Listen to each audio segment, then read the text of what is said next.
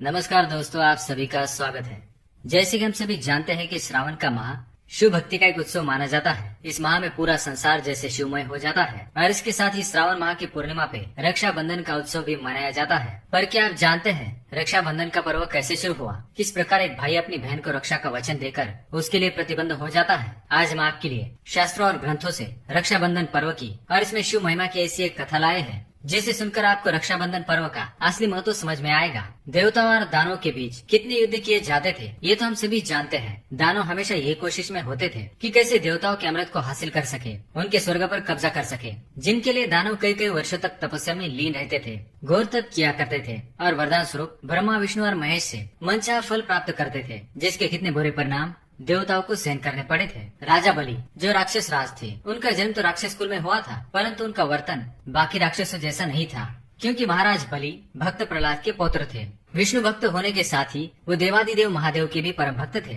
महादेव की भक्ति से उन्होंने कई सारी सिद्धियां हासिल कर ली थी। राजा बलि ने 101 यज्ञ संपूर्ण करने का अनुष्ठान किया था। तब देवताओं को ये चिंता होने लगी कि अगर राजा बलि ने ये अनुष्ठान पूर्ण कर लिया तो उनके हाथ से स्वर्ग और अमृत दोनों ही राक्षसों के पास चले जाएंगे, जिससे दानव पृथ्वी पर आतंक मचा देंगे। इसी द्विधा के हल हेतु सब देवतागण श्री हरि विष्णु के पास उपस्थित होते हैं। श्री हरि विष्णु देवताओं की बात सुनकर राजा बलि के पास एक बटुक ब्राह्मण के रूप में जाते हैं। क्योंकि राजा बलि को महादानी भी कहा जाता है, इसलिए उनके द्वार पर आए किसी भी याचक को वो खाली हाथ जाने नहीं देते थे। जब भगवान विष्णु वामन अवतार में एक याचक के रूप में राजा बलि के पास आते हैं तो राजा बलि उनसे कुछ मांगने को कहते हैं, जिस पर भगवान वामन उन्हें 3 पग भूमि मांगते हैं। राजा बलि ने वचनबद्ध होकर उस बटुक ब्राह्मण को 3 पग भूमि देने का वचन दिया।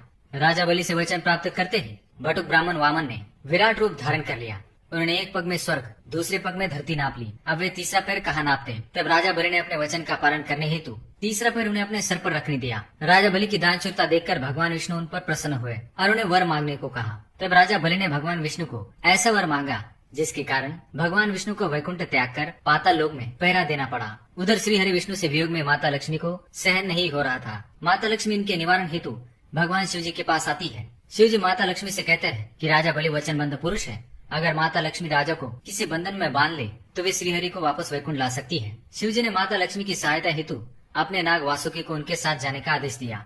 माता लक्ष्मी पाताल लोक पहुँचती है और एक नाग कन्या का रूप धारण करती है। वे राजा बलि के पास पहुँचती है और उनसे सहायता के लिए अनुग्रह करती है और वासुकी जो उनकी सहायता हेतु आए थे वे एक रक्षा सूत्र में बदल जाते हैं और माता लक्ष्मी राजा बलि को ये रक्षा सूत्र बांध देती है। राजा बलि माता लक्ष्मी को वचन देते हैं कि वे सदैव उनकी रक्षा करेंगे और उन्हें मनचाहा फल प्रदान करेंगे। तब माता लक्ष्मी अपने देवी स्वरूप में आती है और उनसे श्रीहरि को मांग लेती है। तब राजा बलि उनसे कहते हैं कि आज से जो भी स्त्री किसी पुरुष को रक्षा सूत्र बांधकर मन से भाई मानकर अपनी रक्षा का वचन मांगेगी तो भाई बहन की रक्षा करने के लिए बंधन में बन जाएगा और वासुकी नाग रूपी रक्षा सूत्र हमेशा भाई की कलाई पे बांधने से भाई की सारी बलाई टच जाएंगे। तब से श्रावण माह के पूर्णिमा को हर बहन अपने भाई को नाग रूपी मजबूत रक्षा सूत्र उसकी कलाई पे बांधती है और भाई उस रक्षा के बंधन में बन जाता है, इसलिए इसे रक्षाबंधन का पर्व कहा जाता है। उम्मीद है आपको ये कथा और इसकी महिमा पसंद आई होगी। ऐसी पौराणिक कथा और तथ्यों को जानने के लिए हमारे चैनल को सब्सक्राइब जरूर करें। धन्यवाद।